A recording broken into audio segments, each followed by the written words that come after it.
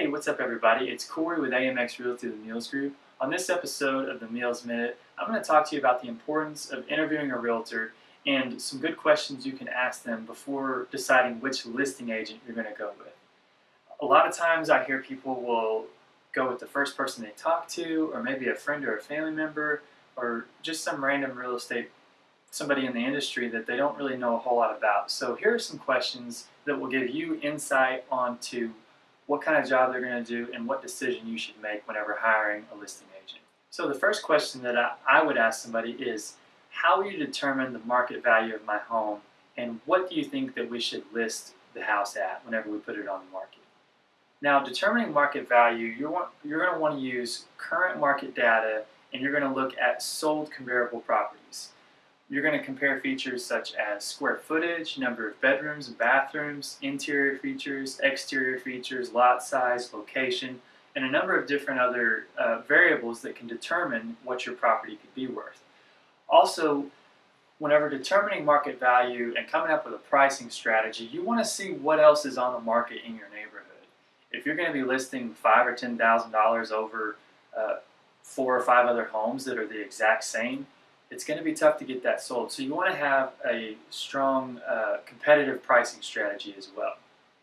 Another question that I get asked a lot and that you should ask is, what will you do to market my property?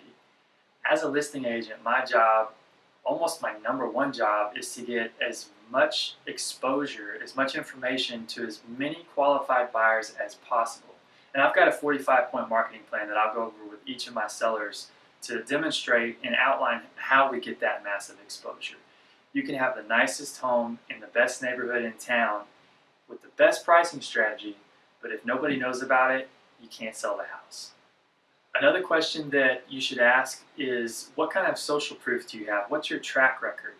You know, whenever clients ask me that, I've got my personal website that I can point them to that'll show my past sales and my reviews, and then I've also got my Premier Agent website on Zillow. That's a public site that will show any client reviews and testimonials, past sales, active listings, all that stuff. So you can get a feel for what they've done in the past, what their clients say about them, and what they've currently got going on as well. Here's a question that I don't get asked too often, but I think it's an important question, is what kind of support do you have? And in the real estate industry, that could mean support in your real estate office, and then outside of your office with real estate professionals such as mortgage lenders, home inspectors, appraisers, general contractors, people that you may have to get in contact with to assist in the sale or get more information and use as a resource to assist in the sale.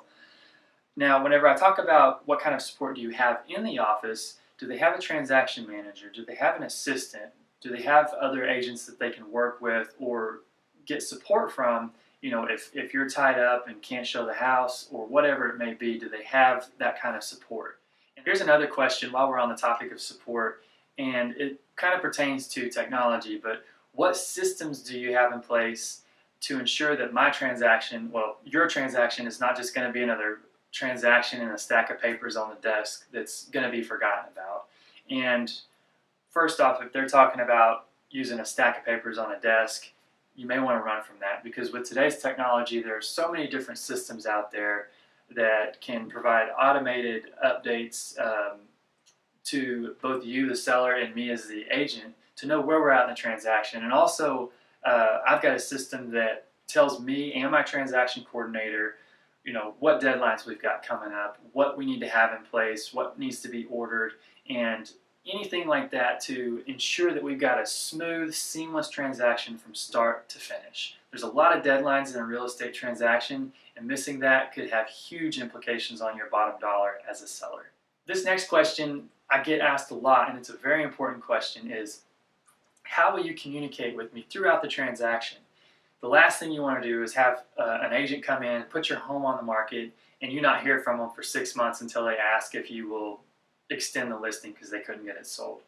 So for me, whenever I'm asked that question, I always ask in return, well, how would you like for me to communicate with you? Some people prefer calls over text. Some people prefer emails over calls. Everybody's different, so I always try to cater to that. And I think that touching base with a seller at least once a week is the bare minimum. And that's why in my listing agreements, I've got a communication guarantee that says, if I don't touch base with you at least once a week, you have the right to fire me. And that's something that we sign in the listing agreement. So communication is very important. I like to keep my clients up to date, and you should consider that whenever interviewing realtors. Lastly, in any interview process, in almost every industry, there's one thing that they do, and this isn't really a question, but it's some research you can do just to make sure that it's going to be a good fit, is check out their social media pages. Check out their Facebook, LinkedIn, Twitter, if they have a YouTube channel, Instagram, stuff like that. Not only does it help you get a feel for what type of person they are and are you going to mesh with them, are y'all going to be able to connect and have a smooth transaction, but also it can tip you off to maybe some red flags. If you are looking at their social media page and it seems like all day, every day, they are sending out game invites for Candy Crush Saga, that could be a red flag. So, check out their social media pages and make sure that it's going to be a good fit for you there.